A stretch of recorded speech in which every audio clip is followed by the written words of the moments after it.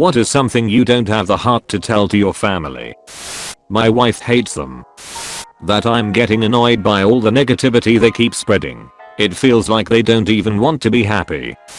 My mom is getting old, and I believe she is developing some kind of mental illness, like dementia or something. In her world, everyone is always to mess with her. She set up traps around her room to make sure no one comes in, constantly watches out the window, doesn't want to make any big noise in our home like music, in fear that our neighbor will complain and bring more problems. When I go out, she asks me about it, not to make small talk, but to investigate, so she knows at what time our landlord cold vented our home without telling us. Everything in our home that shouldn't be there is because our landlord did something. Something breaks. Landlord broke it. Soap container refilled. He refilled it. I told my brother about my suspicion about the mental illness, but he just told me to not say these kind of things about our mother. It's taking a toll on my mental health, and I just want to move out and abandon this shit. I feel like I'm in jail living here. I have picture of these funny traps/contraptions if any Reddit health experts want to take a look. I lost all respect for my dad. I'm starting to get sick of the family gatherings around Christmas time, and I'm seriously thinking about just taking vacation around the holidays to Florida. I still drink too much. I have just got much better at managing when I drink and when to stop, so I can turn up fresh to family events and work. Maybe I'm getting better. How many of them I have blocked on social media. My parents' house is about 4 to 5 degrees too warm. Makes it just a tad uncomfortable. That the way they raised me was abuse and it seriously damaged me as a person. My parents think they were great parents, especially my mom, who was the more abusive one. And it's not even that I don't have the heart to tell them, because I don't want to burst their bubble. I don't have the heart to tell them, because I don't have the heart to sit through an hours long lecture/beratement on why I'm wrong, and how what they did doesn't count as abuse and I have no right to be upset. I just keep not answering or returning their phone calls and texts, but they keep obliviously trying to reach out to me thinking that I'm the asshole here, and they have a right to speak to and see their daughter regardless of my feelings. My grandma's bedroom smells terribly of urine. She has a commode in there, and I don't know whether urine is getting on the floor or she's not cleaning it or what, but the smell shocks me when I come visit. She has some bladder and incontinence problems, but she appears entirely mentally sound. I can't bring myself to say anything about it. She would be really embarrassed. I don't know what to do about this. The reason I stay in my room so much is to escape them. Whenever I'm not in my room or out of the house, they insult me. How much I truly loathe Christmas since my fiancé died and how I'd really rather not celebrate. It would really hurt them. That the reason I hardly visit anymore is because there is no effort. I take 2 flights across 3 states, rent a car, spend a decent amount of coin, and get to my folks' house to find that they haven't even made the bed in the spare room, or cleaned it up, or taken some time off work, or want to go anywhere or do anything. I love them dearly. They love me, but that always stings a bit. I don't want the world to stop or evolve around me, but a bit would be nice. I had been going to a therapist and psychiatrist because of my family's constant discouragement to my career aspirations. I had other reasons to see a therapist, but this made me reach out for help. The amount of my student loan debt. My mother would faint.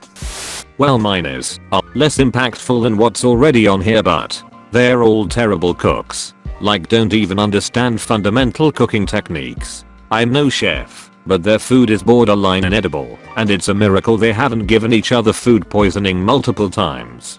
Problem is they love cooking and are proud of their repulsive standard dishes. I could never tell them the truth and I don't want to ruin our family memories. So I roll with it, have a small helping of everything, and just hit a drive-thru on the way home whenever I eat with them.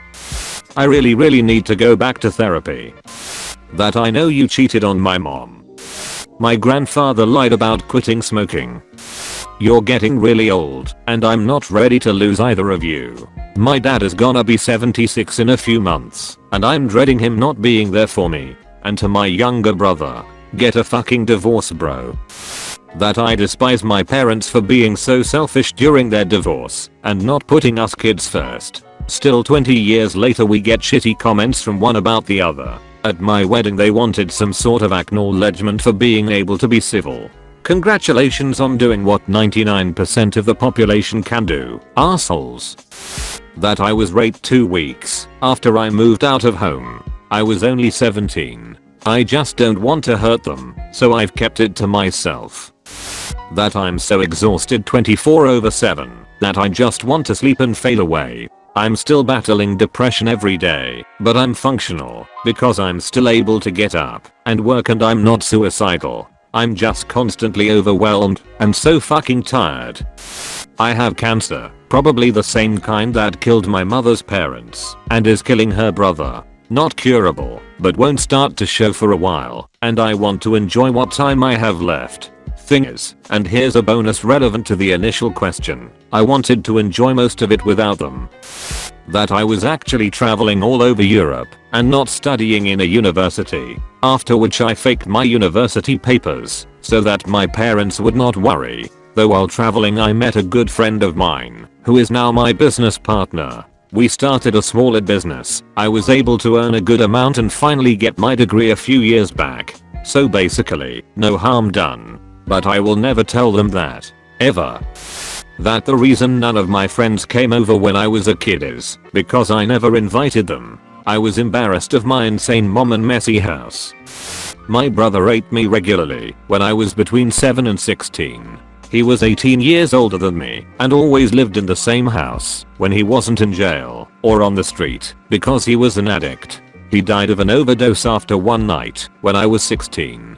He had raped me again probably 2 hours before my mom found him dead. It was probably the best thing that ever happened in my life. I felt trapped and was completely hopeless until he died, and I hate him for being such a piece of shit. My family talks about how he was before being an addict, but the only man I remember is the one who got off on hurting and humiliating me and telling me I was worthless. It makes me sick when they speak of him like he was a saint who lost his way. I tried to speak up at some point early on, but my mom and dad could never believe their firstborn was a monster.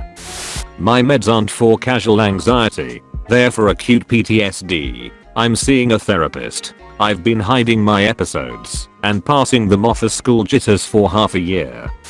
My brother passed away last year on my birthday. When he died, for the first time since I was a child, everyone in my family wanted to talk to me. They all called me, and at the end of every call, they said oh and happy birthday.